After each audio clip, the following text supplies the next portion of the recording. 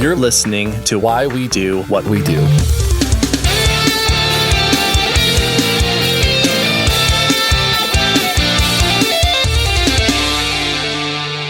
Welcome to Why We Do What We Do. I am your red and green host, Abraham. And I'm your all gray host, Shane. Aww. It's okay. Okay. It's great. Thanks. You got a lot going on. We're a psychology podcast. I feel better now.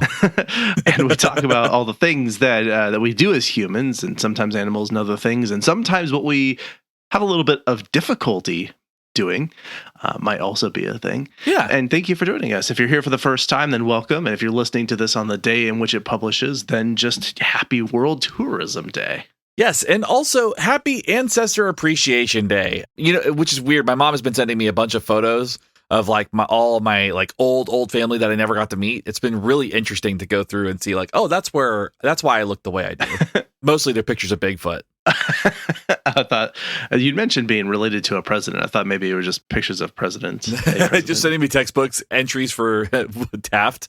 Yeah, it's great.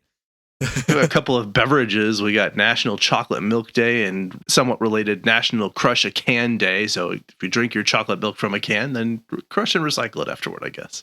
Yeah, to all our Yoo-Hoo fans out there. Oh, wait. Yeah. No, that's a chocolate drink. That's not a chocolate milk. Different thing. Fair. It's also National No Excuses Day. And because it's starting to get chilly, it's also National Scarf Day. So stop making excuses for not wearing scarves and just wear it. Yeah. Just do it. Prophet Muhammad's birthday, which I did not know that was in September, but that's cool. And National Women's Health and Fitness Day. It's also Banned Books Week. Big fan of that. To be fair, every week in Florida is banned books, but not the same for not the same reasons. So basically, this is just go read banned books, you know, which is every book in Florida, by the way. So any book you read in Florida is celebrating Banned Book Week. Yeah. That is true. This week, you should be aware of deaf dogs. It's a sad thing, and it is real. And there are dogs out there that need little doggy hearing aids. Oh. And related to that is International Deaf Awareness Week, more generally speaking. So all those audiologists out there, we did a 3-part series, I believe, on audiology back in the day. We did. You can go check that out. But yeah, it is Deaf Awareness Week and Dog Deaf Awareness Week as well. And also related, it's International Interpreters and Translators Week. So, you know, for those folks working within that community, I thought that was really cool. And to wrap up, and as we enter fall, it is National Fall Foliage Week, which I saw somebody was like, hey, I can't wait for fall where I get to watch all the trees die and go see the colors change because the trees are dying, you know? I thought that was a funny way to look at that. But I also love fall colors and seeing the leaves change. It's beautiful. Leaf peeping, as they call it. Is that what they call it? Oh, yeah. You haven't heard that term? I have never heard that. Well, I have never heard that term because the leaves don't change in Florida. Oh, that's fair. So everything stays green all year round, unless it's like a light brown from the sun just roasting it. That's the only time it ever changes. But we don't have seasons here. We have hurricane season. Everything is summer until it's hurricane season. And then that's just a subset of summer, you know? Yeah. Then it's light summer and then summer again. Yeah, exactly. It's basically just all hot. Yeah. Is a term to describe the pastime of people who will sort of go out into areas to watch the changing colors of leaves. They call it leaf peeping. That's adorable. And of course has subverted sexual undertones, but of course it does. Yeah, what doesn't anymore? What doesn't anymore? Exactly. Yeah. But we're actually not talking about leaves or national holidays. We're talking about psychology things. And one of the things that we were thinking about recently, we have talked about in the past, and we're finally executing on, is understanding color, specifically when you have trouble understanding color. Yes. I mean, historically, we did the episode on color psychology, which turned out to be just silliness. But what we'll find here is that we are talking about something called color deficiency, which most people know as color blindness. Yes, not the color blindness that has been used as a sort of political position, if you will, to ignore other individuals' race or ethnicity.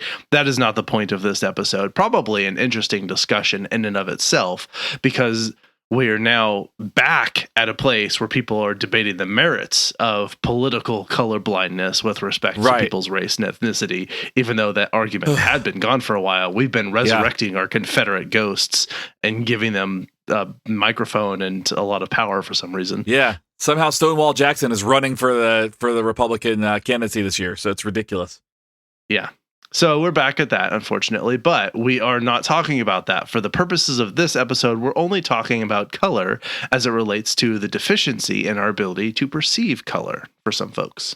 Yes. So I think we could probably dive in. Yeah. We could start hitting on what this thing is. I did not say yet that if you'd like to support the show, you can like and subscribe, join us on Patreon, pick up some merch, or you can discover some deficiency in perception and call it why we don't do what we don't do as an homage to us. And that's the way you can support us. And I'll talk more about that at the end of this. But otherwise, we are ready to get started, Shane. Yes. So color blindness or color deficiency is described functionally as inability to visually distinguish between certain use of colors, meaning one would not recognize certain colors as looking different from other colors. For example, if a color deficient person could not distinguish between, say, red and green, then if tasked with selecting a red color out of an array of red and green, they would not be able to do so with any sort of great chance of accuracy. There would be some struggles with being able to do that particular task. Yeah, beyond like happening to give a lucky guess, and probably would just say, I can't tell the difference. Right. But yeah, now an important understanding here that probably not a lot of people had this misconception of how this works, but colorblindness does not mean that those colors are invisible to a person. Like if they're red, green, and you wear like you cover yourself head to toe with red or something like that, you don't just disappear to the background and they see through you. It just means that those colors all look about the same. They have trouble telling them apart from one another. Now, sometimes they could look all gray, like they're looking at a color and it kind of just it doesn't really have much to it. It kind of looks like a gray, or it could look like another color to them where they just have trouble telling any of them apart. So one person I knew said that everything looked to them like the color brown looked to them in terms of the reds and the greens they said just looked like brown. Right. And so I'm sure it's different for different people, but what they can see in those colors is when a color, like let's say they struggle to see red and green, they can tell a lighter shade of red from a darker shade of red. They'll just look more like they'll kind of look the same as a lighter shade of green, a darker shade of green. Right. They can tell the shades. They just can't necessarily distinguish the different colors. Right. So they can distinguish shades, but not hues. Yes, that is exactly right. That's a much more efficient way of saying it. That's why we're here together. That's why you and I do this together, help each other out, you know? That's right. So I think part of this discussion, what will be helpful here would be to understand how the eye works to actually receive light, because in order to see things, the eye has to receive and accept and like basically translate light into signals. Yeah. Yeah. And so understanding how the process works for most people will help us understand where it doesn't work for people who are color deficient. So this is sort of early, people are not super disconnected from this, I think, but nevertheless, it's some good refresher course on this, if you will. Yeah. And our ophthalmologist listeners are like, Skip, I know all this already. I would hope so. Or listening with like, they're just waiting for me to screw something up. I'm sorry if I do. Yeah, email us if we have. Yeah, definitely. Now, I'm not an ophthalmologist, but I'm going to do my best with this. So as I understand this, based on science and everything that I've learned elsewhere, light enters the eye through the pupil, through the lens. Basically, as it passes through the eye and liquid in the eye, it's going to land on the photosensitive cells on the back of the eye that are called the retina, that whole part of the eye. And the retina is composed of rods and cones that contain photopigments, which are proteins that are sensitive to specific wavelengths of light. So essentially, when stimulated by light, those photoreceptors, basically it converts those to electrical signals that are sent to the brain, and what they send depends on which ones were stimulated and how they were stimulated, right? And so mostly you have those rods and cones. Rods are photoreceptors that are very sensitive to light and dark, and therefore they operate best in low light conditions. And actually, if you haven't noticed, this is why it's so difficult to see colors in the dark, is because color receptors are cones, which I always, I remembered that by C for color, C for cones, if that helps. Yeah. Because color receptors work primarily with a lot of light, when you're in the dark, the actual colors that you can see, regardless of what your color vision is like, the colors become very muted and dark. and difficult to distinguish, the lower the light condition. You can still see details, you can still see shapes because the rods in our eyes process the low light condition, but our cones are really unable to process light when it's low qualities and low amounts of light like that.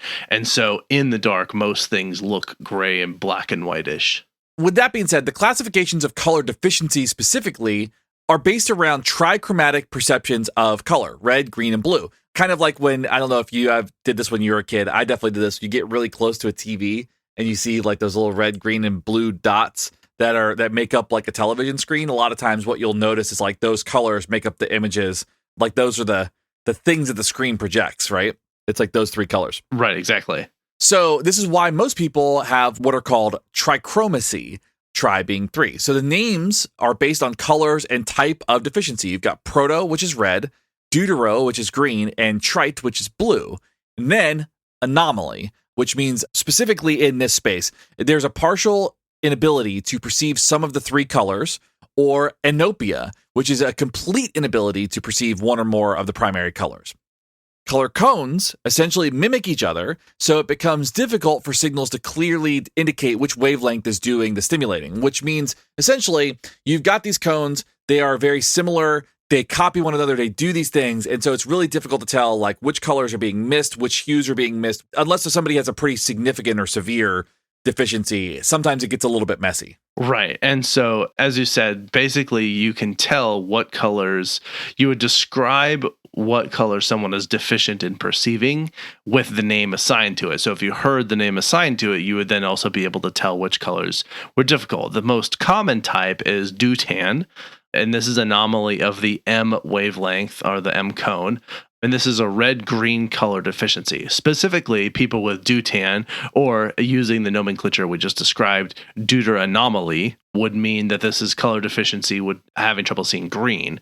They may have difficulty telling the difference between green and yellow and blue and purple. And those would kind of appear to be just very similar, if not completely the same as one another. So that's the most common type that you'll see among people out there is this. It's generally referred to as deutan or deuteranomaly, but you could also have deuteranopia, and that would be the complete absence of the ability to detect green. So I think that's an important thing that we need to hit on is that anomaly versus anopia, and we kind of already said this, but to be clear, you're talking about a spectrum or varied versions of this. There are varying levels of discrepancy where it's not just somebody who has deutan cannot see those colors. It's specifically that there are varying levels and degrees of the impact of this. Exactly right. Yeah. All right. So the next most common is protan or proto-anomaly or protanopia, which is the anomaly of the L cone. And it is also a form of red-green color deficiency, except that the individual has trouble distinguishing shades of red more than anything. So what you'll find is that purples will look more blue, green, yellow, brown, and orange, and red will all look similar, but they might still be distinguishable depending on how severe the deficiency is. Pink will appear gray, particularly the more red the pink skews, the more gray it will appear. So there's more white mixed in, it will be less gray, but as it gets darker, it'll get more and more gray. Yes. That's a whole lot of the sort of vernacular and vocabulary that we've been throwing at you, and don't expect you to remember all of this, but the advertisers do expect you to purchase their products, but you don't have to.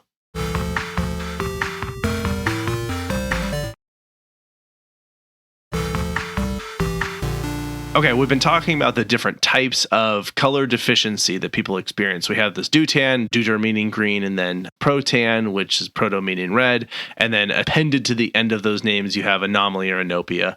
And then the last one here that we'll talk about, there's more, but another one that you can talk about is tritan or triton anomaly or tritanopia. And now this one is actually fairly rare.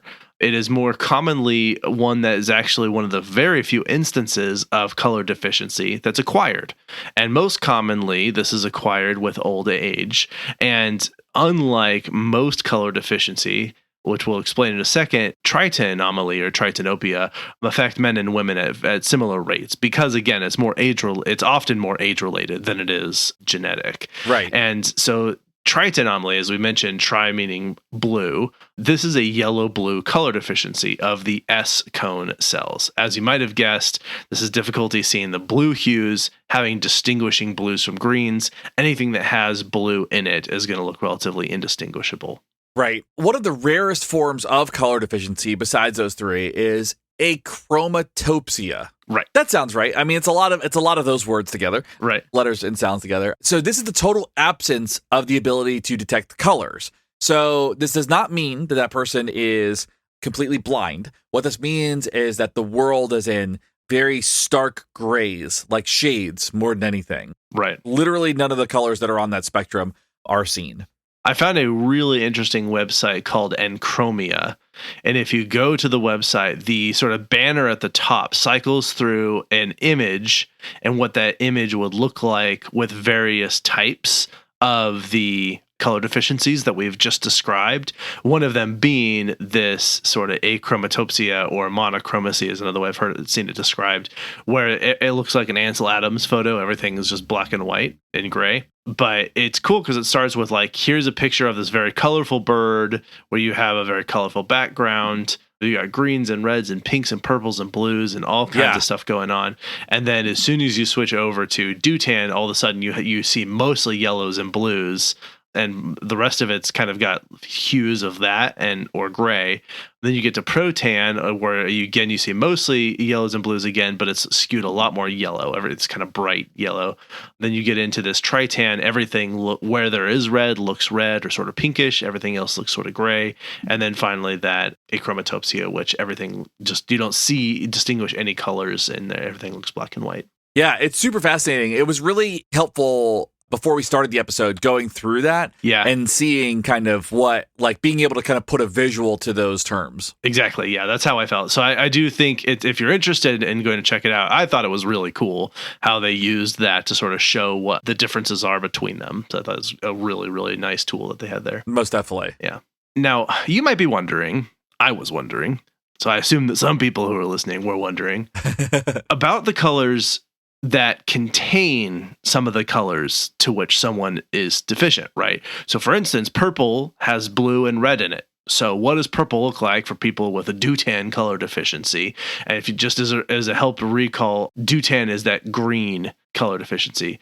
So in this case, it would look pretty much like straight blue, right? So where you'd have those colors that might be in it, all you'd really be able to distinguish are the blue hues inside of it. Right. Something else you might not have thought about is whether people know if they are color deficient, if they're born with it. So to them, the world looks the way it looks, and they have no reason to believe that they're missing any colors. This is why the term color deficiency is actually the preferred term, because it's more accurate. People have difficulty distinguishing the different colors to varying degrees. They're not blind to colors. And I think that's a really important distinction when we talk about this. I mean, we've already kind of like hit that nail on the head, but I think it's important to keep reiterating that. It's like they're not blind, they can see. And again, even with blindness, there are varying degrees of blindness and like visual impairments, if you will. Right. So color deficiency is just the absence of, or like a varying degree of the absence of these colors. Yeah. And so I think people will hear this and they'll be like, oh, these PC terms. And I'm like, first of all, like, let's just use non-offensive language when we get a chance to, you know? Right. I don't think many of our listeners or any of our listeners are going to be that concerned about us suggesting that we use color deficiency to be PC. But beyond that, it's just more accurate. Like, colorblind is not an accurate description of what someone experiences when they have trouble distinguishing colors. Color deficiency is just more accurate. And maybe we'll even come up with an even more accurate term.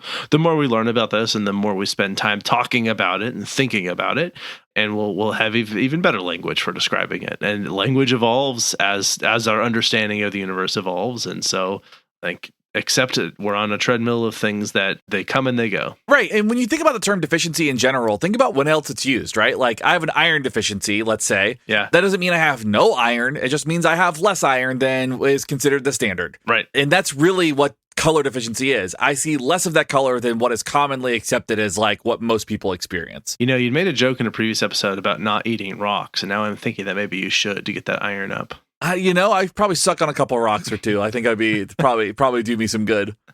Or maybe chew on a nail. You'd look really tough that way. Yeah, I'll use nails as toothpicks. That'll be great. I think it's really good for your teeth. Hopefully everyone knows we're joking. I feel like that was conveyed. That's not an endorsement. That's not an endorsement. Yeah. Don't go do that. All right, as we were alluding to, most color deficiency, or people have trouble distinguishing these colors, is congenital, which means that you're born with it. How this shakes out and where this comes from, we understand this, that it's genetic, is that the mutation that causes color deficiency is carried on the X chromosome. Now, you might think that that would mean that women would be more likely to be color deficient because they have two X chromosomes and no Y X chromosome, but it is because they have those two X chromosomes that they're actually less likely to be color deficient, because one of those can serve as a backup. Right. Meaning that if you get the X chromosome with a mutation, then you have a backup X chromosome that might not have that mutation, since it's a recessive trait anyway. It cancels it out. And it cancels it out, basically. So it's unlikely that they'll actually be impacted by it. However, men only have one X chromosome. If they get the X chromosome with the mutation, they don't have another X chromosome as a backup, and thus they are much more likely to be color deficient, about 20 times more likely to be color deficient. Wow. Because this is chromosomal for most people. Color deficiency, as you might expect, is something that you're born with, and you will usually carry with you throughout your entire life. It's really not an expectation that that's something that just recovers on its own, because it has to do with the chromosomes and how they alter the functioning of the cones in your eyes. We'll talk more about that too when we get into some of the psychology around that. I think that's an important thing. It's a lifelong experience that somebody is born with, so they don't really ever know anything different. That was a great teaser. Love that. Yeah. See, I like to do that every now and again. I like to throw it out there. I like to foreshadow. I'm a creative writer, so I like to do that. Nice. So besides genes and old age, disease like glaucoma, retinitis pigmentosa, diabetes mellitus, brain injuries, including injuries to the occipitotemporal cortex and optic nerve disease, and drugs, hydroxychloroquine and alcohol can also cause color deficiency. So you can change the way that you see the world through these different ways. It can be changed, but it's not as often as just being born with it. I have a vague memory of hydroxychloroquine being one of those drugs in like the 90s or early 2000s that was prescribed for weight loss, but maybe I'm misremembering that. Mostly, it's very commonly prescribed for arthritis. Okay. Anyway, that is just a memory I had of that. But yes, this is one, there has been some indication that links the use of that to some amount of color deficiency.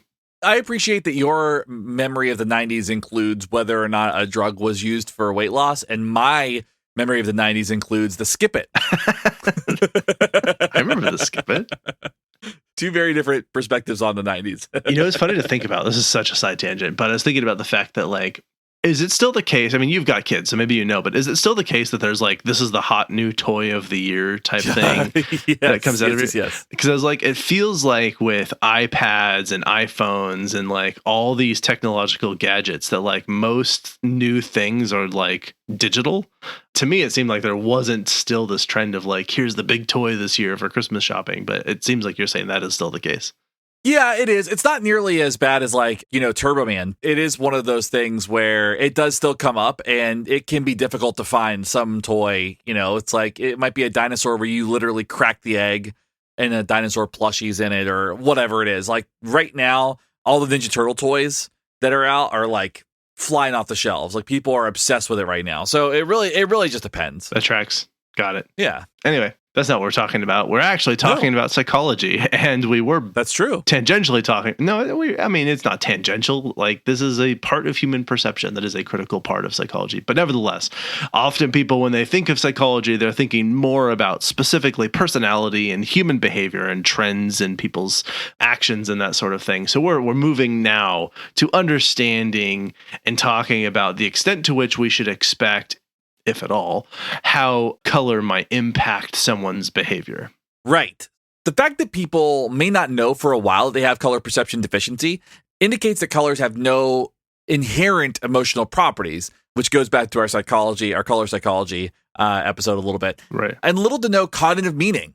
So just from that experience alone, color in itself doesn't have or hold an emotional property until it's eventually linked to whatever, through behavioral learning and all that stuff. But if you go into our color psychology episode and our synesthesia episodes, we do talk about how color can impact people in different ways. but not necessarily from this emotional, like inherent emotional property standpoint. Yeah, and the quick summary of all of that you've alluded to already is the fact that people say like the colors have these meanings and these associations. And like, that's because we made those associations. When people see like yellow and red are commonly associated with fast food, and I'm like, that's just because people choose to associate yellow and red with fast food. And therefore, if that's the common color association, then if you start to feel hungry and you see yellow and red, it's because it's associated with food, right? So there's this whole working backwards to determine cause effect on these things when they all happen together, and understandably, if you really think about it from this linear perspective. So more on that in our color episodes. Importantly to understand here is there are a lot of ways we do use color in our day-to-day activities, right? Colors on signs can have relevant meaning. For example, a red stop sign, obviously the red means something, the word stop means something, and the shape means something. All we sort of lean on all three there. But you've got other colors that are common in various road signs. Yellow, that often indicates construction. You've got green, which usually carries some amount of road information. And so a quick glance at that, you start to associate those colors and their relative meaning, assuming that you can distinguish those colors. Another thing that shows up here is like the color of food can tell us about its condition. If you have trouble seeing red, you might not know when something that is cooking has no longer red. It's starting to turn black or other things. But it also tells us about the relative ripeness of certain fruits and that sort of thing, if their color stands out more. So that's another way. And then a third way is just color affects our choices in terms of like the colors we choose to carry with us, the color we use to assemble our clothing or our outfit, the color of car we might choose. These various things that if you're not distinguishing them, you might not be thinking about it at all, and you might be pairing things together that most people look at and go, that's an interesting choice. Why would you put those two colors next to each other? Right. But some people will be like, I can't really see the difference. So anyway.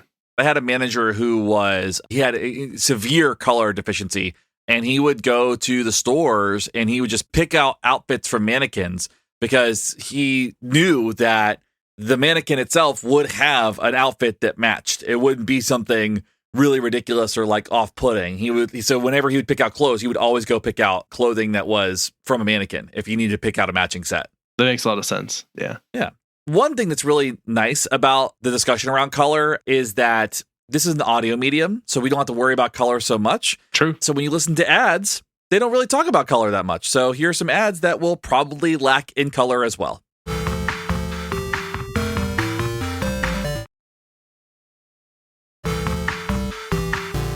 Thank you, and sorry you had to suffer through those ads. We're back, and we've been talking about how color affects us sort of in a day-to-day and a more psychological, if you will, a psychological way. Anyway, color deficiency does not inherently mean a lower quality of life. I think we should not assume that people who have some kind of color deficiency are not also then incapable of living life to the fullest. Of course they can. They have great lives. Right. As we said, a lot of times they don't even know that they're color deficient for a long time until for some reason that is put to the test or someone points out something that they've selected or have trouble selecting or something of that nature.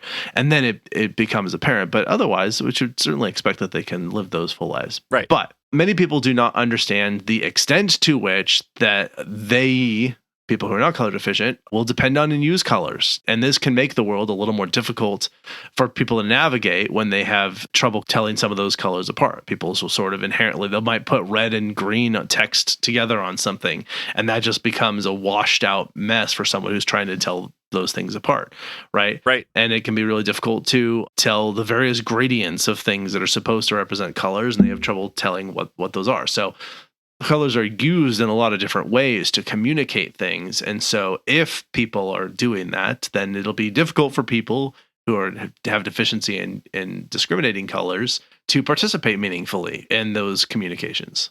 Also, color deficiency can actually result in the lack of access to certain jobs. So pilots, doctors, firefighters, Navy, military, electricians, public transportation drivers, they require some level. I mean, specifically pilots, you have to have 20/20 vision without any sort of impairments, or you can't be a pilot. Right. That's something that does come up time and time again.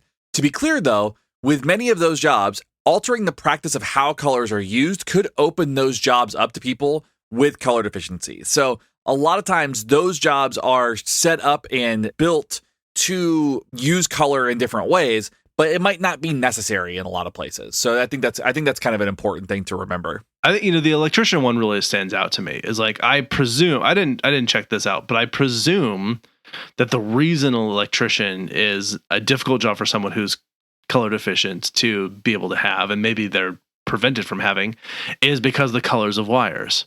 Well, if we just relied on ways of showing what wires are without using colors, use patterns or use very easy to distinguish symbols. Colors or something, symbols or anything like that, then that wouldn't matter, right? Like anybody could do that. Now, that would be a huge shift considering where we are at currently to move to using a completely new system. It would be a while before people could do that, but I don't think it's unreasonable to say it'd be worth making that shift so that we don't have those things being blocked for people who could do a really good job. I'm not the person that's smart enough to figure that out, because I'm thinking of like small electronic components that have bands on them that will tell you the different color of like their, all of that, where that might require really good eyesight to see whatever that symbol is on that particularly miniature component. So I think about that and I'm just kind of like, I don't know how to figure that out, but it is worth having the conversation to see if that shift could impact that industry a little bit. Okay, so can color deficiency impact or affect someone's personality or the development of their personality? Understanding what personality is necessary here, and we've done an episode or two on that. In the extent to which personality, the whole idea of personality, what it is, and classifying personalities is simply a label to categorize a person's general patterns of behavior and preferences. A lack of color perception could be something that indirectly shapes some patterns of behavior and preferences. Yeah. That could be a thing. So the short answer is yes, it could, but really not significantly enough to predict how someone's, heavy scare quotes here, personality will turn out. Ooh. Obviously, because personality is just a category for like things, as we said, that people tend to do, right? And so if their learning history is shaped by how they interact with or don't interact with certain colors, then to an extent, yes, but not in any way that's so meaningful that we'd say like, here's what to expect the personality type of someone with Dutan color deficiency would be like. Right. It doesn't work like that. So it's really not predictive of what you'd expect certain things to be, but it's not to say that it wouldn't, like how we interact with the world is part of what shapes our overall preferences and tendencies and therefore our personality. And if how we interact with the world does not contain certain features that it might for someone else, then it's reasonable to expect there would be some influence there. Sure. But again, just not very predictive in what direction or how meaningful it actually is. Right. Absolutely. So you may, if you are somebody who has ever been on the internet, you may have seen these videos where somebody who has a pretty significant color deficiency is given these what seem to be magical glasses that allow them to see the world in all the colors they could not see. It's worth talking about that for a second because those are really great videos that will 100% make you cry. Because they seem so, like the people that get them are so wholesome. So people have been working on developing lenses that do help distinguish between shades of colors, particularly for people with mild, and I'm going to say that again, with mild color deficiencies of red and green colors. Yeah, so the way these work, because I remember learning about this and thinking like, all right, if your cones aren't processing light, distinguished like different types of wavelengths, how could glasses possibly change what your cones are doing, right? Right. If you change the wavelength of light, it looks like a different color. Like we specifically use filters to do that with light all the time. Anyway, the way that these lenses work is they're made of special minerals that absorb and filter different wavelengths of light, specifically the ones that are the most likely to be confused. Thus, it improves the wearer's ability to see those colors as being distinct. So, what that all means is, if someone had trouble, for example, telling red from green, what these glasses do is sort of helps filter so the parts of red and green that overlap and are sort of being confused by the cones in the retina, those are no longer close enough to be confused, and now they do appear as distinct colors. Okay, interesting. So the extent to which this works depends on the exact deficiency of the person. in how severely they experience it. So again, this is not going to work for every single person that has a color deficiency. It's only going to work for folks that typically have a milder deficiency or a very specific deficiency. So these lenses don't actually change one's perception of color, and having a complete absence of perception of some color is not correctable by lenses. So kind of going back to what you were saying is if my hardware literally cannot receive the information under any circumstances, a pair of glasses is not going to make it receive it better. Right. So I would have to literally replace the cones in my eyes to working cones for them to be able to perceive this color. And as far as we know, that's not really a thing. But the effects do not train the brain to see these colors either. So you can't train something where you literally can't receive the information. They only work when they are being worn and do not affect the brain or optic nerve, and only, again, affect people with a mild deficiency in this. Right. So what that probably translates to is thinking about if someone does have trouble distinguishing red from green and they put on these lenses, assuming that, again, it's fairly mild, that they maybe can see red and green, but only sort of at the extremes, and that it often looks like red and green just look very similar in color to them. This would allow red and green to look very distinct, or relatively distinct, I should say. So there would be things that they would have seen before as looking sort of monochromatic and the same, that all of a sudden now they would see differences in the patterns of red and green that they weren't seeing before. Then they might see things that previously looked like it was sort of a washed out version of a color, and now they see those colors emerging again. It's because the confusing overlap of wavelengths has been removed. Right. And so what looked like sort of a mess now looks relatively clear in terms of being able to tell the colors apart. Right. That to me does make sense. You know what I mean? Like you sort of filtered out the confusing part and left only the most distinguished. But they're not going to see a lot of nuances of those colors because red and green blend together to make different colors. And so how those are being distinguished essentially just allows them to be told differently. They're not going to look the same way that someone who is not color deficient sees those colors. Or another episode linked to this is the tetrachromacy, which is seeing more than 3 colors. Whereas some people who see even more vibrantly. It's very rare, but it's out there. So some other things about these color correcting lenses. First, they can be expensive and may not provide the results one is hoping for. So it's good to test them out if possible and determine if they are likely to provide any sort of enhanced experience. Otherwise, don't waste your money. I mean, they're hundreds of dollars. Yeah. And they are almost never covered by insurance because it's considered almost cosmetic. Yeah. In its use. Yeah, it's like a comfort thing. It's like, oh, this might help you feel a little, more in touch with these colors, but not medically necessary, sort of how they see it. Right. Now, another thing to know is that these glasses or lenses, because they do have these in contact form, I don't think we said, but they do have like glasses you can wear, and they do have contacts that do this. They could potentially worsen nighttime vision, particularly if someone has low light visual acuity issues as well, which can accompany other color deficiencies. But yeah, wearing these lenses might actually make seeing at nighttime more difficult because it's already filtering some light out. And so if you're in a low light environment and light's still being filtered out further, it might be a little harder to see. So just an important consideration there. Right. And then color contrast enhancing lenses for photographers and hunters do not actually filter light in a way that would be beneficial for most people with color deficiencies. So like these tools that exist for folks that have to use light and imagery for their work is not going to have the same effect for those folks with color deficiencies. It doesn't really do the same thing.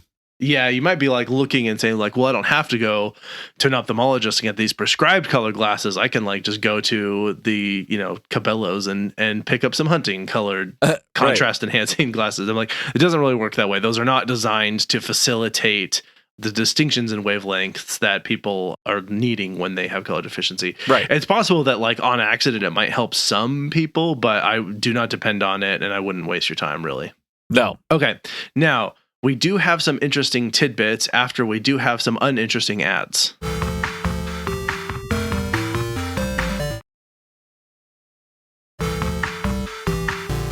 Okay, we're back. There's some other sort of fun factoid type things that we found about color deficiency. Yes, there are apps that allow you to take a picture, then tap on parts of the picture, and the app will tell you what color it is. So that's kind of nice that if you need help with something like that, it will give you at least the answers. It's kind of like an answer key for the world of color. Yeah. I mean, you have to have your device with you, a phone or a tablet or whatever. Sure. But it could help. And that's great. I'm glad that there's more tools out there for people with color deficiency. Right. I found a website called colorblindguy.com. And they offer some suggestions for what might be considered advantages for color deficiency. A lot of them seemed like they weren't exactly advantages and were very odd twists on logic around this. So I didn't include more than a couple, but a couple that I thought were maybe potentially legitimate is there was one they point out is that color deficient people, they often really have to memorize a lot because it's sort of like they'll have to memorize what color something is supposed to be that they can't necessarily see, or what a color is supposed to mean, because they don't just recognize it. They have to like actually sort of process it more deliberately. And therefore, the argument they have here is that they get more exercise of their sort of memory and their logical deduction and sort of working distinction that they have to work through. So sure, I could see that. The logic's not absent in my mind from in that argument. Yeah, that makes sense. Color deficiency is also sought in some jobs to help ensure that products are visually accessible to color deficient patrons. So that's kind of nice. It's like having the ability to kind of say, hey, like you are going to be somebody who may be a consumer of this product. Can you let me know if this is useful for you or any sort of feedback you might have? Yeah, and as one who has described many times in many ways my love of board games, there's been an increasing trend in game designers making sure that their products are vision friendly to people with vision impairments and color deficiencies, which I think is great. I really appreciate that there's more of a shift now towards considering that, because so many things have depended on colors to work the game. Right. Again, I'm just talking about board games right now. But thinking about like, well, let's just make this as accessible as possible to as many people as possible, I think is really smart. Like, why exclude people and you don't have to? Right, exactly. I love that. There are some famous people who are color deficient, some names that we'll drop really quick. We've got Bill Clinton and Christopher Nolan, no relation to each other than the color deficiency, I think. Right, which makes sense that all of Christopher Nolan's movies are so the same color. That's a good point. That explains the color palettes of like Dark Knight now all of a sudden. Yeah. Eddie Redmayne and Howie Mandel both are color deficient. Apparently Keanu Reeves and Mark Zuckerberg. So I don't know what kind of color deficiency Keanu Reeves has, but I'm wondering if the green of the Matrix just looked like I don't know what it may have looked like. Since green is the most common, maybe that's what he has. Right. And we do know what Mark Zuckerberg's color deficiency is. He just can't see any colors in human. That's right. So that's where he struggles. You know, something I was thinking about as I was sort of putting together the notes for this is I kept thinking of scenes in my mind of TV shows and movies that use color deficiency as part of the plot in some way. One that stood out to me that's a little bit older film at this point that many people may have seen is called Little Miss Sunshine. Mm-hmm. Great cast in that movie. Anyway, there's a whole section of the movie that's based around discovering someone having a color deficiency. I'm not going to spoil for anybody who hasn't seen it, but wanted to check out. It's a pretty powerful scene. There's also The New Girl, which is, you know, it can be a fun show. I haven't watched a whole lot of it, but there are some plot points that have to do with this in New Girl. Yeah, one of the characters they later discover he has color deficiency, and there's some jokes around that, like he thinks his shoes are brown and they're actually green, and they're like, if you think those are green, what color do you think you are? Because he has dark skin. And then the other one in there is then they get him those color correcting glasses, but for him he can like see the full color spectrum automatically, and it's just like this incredible, like it's not really how those work for most people, right, but it was a fun plot point. You got to suspend your disbelief, you know. Exactly. Also, the horror movie Suspiria, which I don't remember there being a color deficiency plot point, but I also have not watched the entire movie. That's fair. We looked up a couple of these. Yep. The other one, this is one I haven't seen, but apparently The Color of Night is another one that has color deficiency as part of the plot or something. Yeah, the psychoanalyst that's in it is color deficient. Oh, got it. Have you seen that one? I have not. It's a Bruce Willis movie. Oh, interesting. Okay. So maybe I'll have to check it out. Maybe. I don't know. I mean, he's got some duds. That is true. There are some duds, but I do like Bruce Willis, generally speaking. Yeah. So there are also doctors working on genetic therapies to address the genetic cause of color blindness and color deficiencies. However, this has not been tested in humans and may not be available for a long time, if ever. So just know that people are working on it, but there's not much we can do about it right now. Yeah. So we'll see. just for the, and again, it's thinking about the people in the disability community who that becomes part of their identity. Obviously, if they want to maintain that, then they should have the right to do that. But I think for people who would like to be able to distinguish those colors more easily, if there was some kind of cure that they could apply at a genetic level that has no other major harmful side effects, it'd be cool to help those people, I think, if they want it. Yeah, absolutely. All right. I think that's what we have to say about color deficiency and color blindness. I was really curious how this all sort of worked, and like I knew bits and pieces of it, but I definitely learned quite a bit and being able to understand enough to communicate all the things that I was able to find. So hopefully you all learned something too. I think it's super fascinating when you think about this thing that people talk about, and it doesn't seem to have the kind of impact. Like, it doesn't seem to have like a great psychological impact more than, let's say, just somebody who doesn't have color deficiency, right? Like, there's nothing that's like greater in terms of a struggle that goes along with that, except for access to certain occupations and stuff like that. So I thought that was kind of a fascinating thing when you think about it from a psychological standpoint, and that changing your patterns of behavior based on like accommodating this thing. Yeah, exactly. And I think that's, where we generally come in is what we feel like we have to major offer. I think understanding the biological and general context for it is important. Right. But where I think where we weigh in, generally speaking, is understanding that this is why you might expect some amount of impairment to affect one's engagement with the world.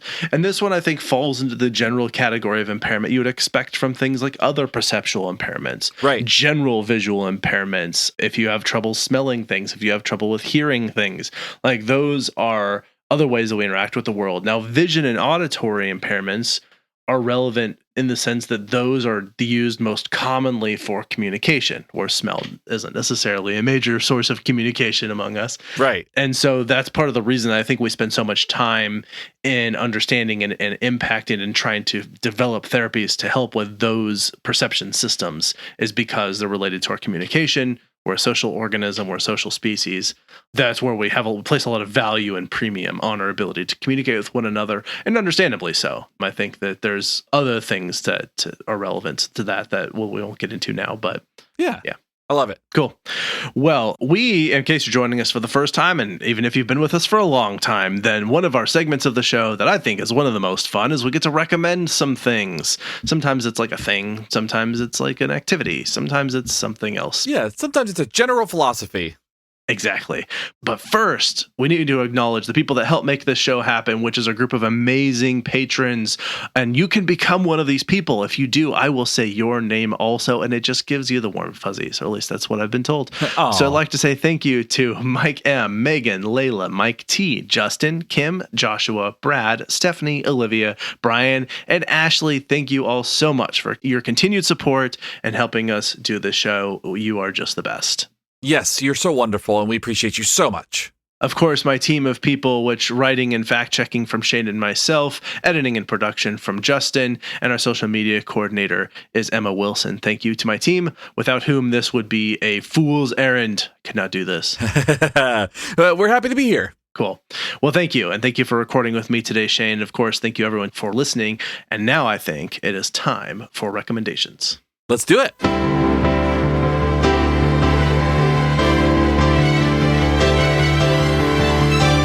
Recommendations. Okay, I am recommending something that is going to be highly inaccessible to a lot of people, and I apologize, but I'm making this a broad recommendation, and that is electric vehicles. So I found myself in the unfortunate position of having to buy a car. I decided to go the electric vehicle route of buying a car, but what I would say, and the reason I think I can make this broad is just electric vehicles generally, is if you have a chance to rent an electric vehicle, like for some reason, that might be kind of a cool way to check them out. There are lots of caveats, I think, in understanding, and people have lots of criticisms of them. Many of those criticisms are valid. Many of them are not. Anyway, I have found it to be a very cool experience. They're a lot of fun to drive. They're very quiet, which I very much appreciate. And not having to pay for gas is really lovely, I gotta say. Right? Yeah, that's a nice like perk. Yeah, I really enjoy not paying for gas. I've heard of people who will get these electric vehicles and then they'll add in the sound of the engine. And to me, that's like, I'm going to get this beverage of some sort and then I'm going to add in the flavor of urine. I'm like, don't do that. It's just bad. Yeah, you're not obligated to. Yeah. I don't understand. I cannot even begin to understand why someone would want to add. I mean, I could, but I choose not to because it's ridiculous. Because the sound of there was a joke I sort of made. Someone was talking about, it was like an icebreaker thing. Like, what's your favorite sound a car makes? And I was like, all right, if you're really quiet, this is my favorite sound a car makes. No sound at all. No sound. All the sounds are bad. Playing music, that's a good sound a car can make. Right. But you don't need a car for that. Anyway, they're very quiet, which I very much appreciate. So that's my recommendation is if you have a chance, check out an electric vehicle. They're pretty cool, I think. That's great. I love that.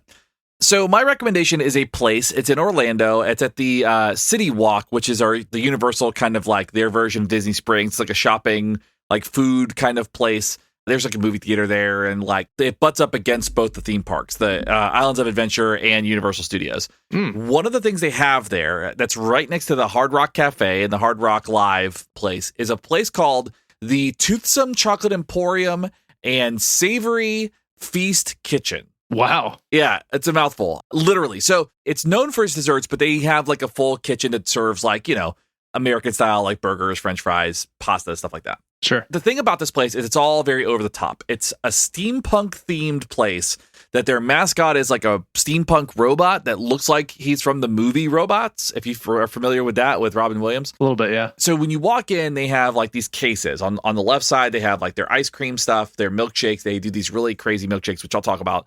And then they have on the right side, they have truffles and cakes and fudge and all the things that are like kind of like really rich chocolate delectable things. Okay. And right now it's a lot of fun because they're doing a lot of Halloween Horror Night stuff. So, you get a macaron that's like looks like a mummy or a bat or a pumpkin, and it's all cute. There's a cake that has like a little chocolate butcher knife that goes in the top. But this place is really known for its specific milkshakes. They do these specialty milkshakes that are the thing that you see online that are like the very over the top ones, the ones that have like a donut or like a whole cake on it and stuff. And that's what this place does. I was surprised by how consumable they were, though. Like, even though it seems like a lot, it didn't feel like a lot eating one of these things or drinking one of these things. Like, you would expect it to be like a sugar bomb overload, and it really wasn't like that. So I'm going to go through this. I got a milkshake called the Fortune Teller Milkshake, which is vanilla ice cream, came with a chocolate tarot card, and the milkshake itself was apple pie, dulce de leche, cinnamon, and it had bat sprinkles and whipped cream. Wow. Yeah, it was a lot of fun. But they have like a confetti one that comes with like a piece of confetti cake on top of the milkshake. There's a vegan one that's the pineapple upside down cake that's got brown sugar, caramel, pineapples, and oat milk whip topping, like whipped cream. Wow. My son got a one that's called That's Mint, and it was a minty chocolate chip ice cream, Andes Mints, a milk chocolate chip ice cream sandwich on top. So it was a milkshake with whipped cream, and it came with its own ice cream sandwich. They were all really good. Like, they were all really, really good. So I strongly recommend this place just because it's fun and the novelty of it's really ridiculous. Yeah. Probably not a place you want to eat like every day. No. No. But if you're looking to put a week's worth of calories away in one sitting, this sounds like a place to check out. This will do it. If you really want to do it, the strawberry cheesecake milkshake will do that. It's a sour cream, ice cream, a slice of cheesecake, graham crackers, whipped topping, and chocolate dipped strawberry on top. So yeah, that'll do it for you. Oh, I love that. That's so awesome. Well, good on them and good recommendation. I hope people have a chance to check that out. That sounds like a lot of fun. Yeah, it's so great. All right, if you'd like to tell us about your favorite desserts, vehicles, or anything that we got wrong or got right about color deficiency, you should reach out to us directly. You can email us at info@wwdpodcast.com. You can also reach us on all the social media platforms. We love hearing from people. Please like and subscribe, rate and review, all the things that you can do if you'd like to support us. You can also support us financially by going to our merch store or joining us on Patreon. I say this every week, so I'm going to try and start cutting back on that a little bit. So is there anything else to add or anything else that I forgot before we head out of here, Shane? No, I think that covers it on my end. Perfect. And this is Abraham. This is Shane. We're out. See ya. You've been listening to Why We Do What We Do. You can learn more about this and other episodes by going to www.wwdpodcast.com. Thanks for listening, and we hope you have an awesome day.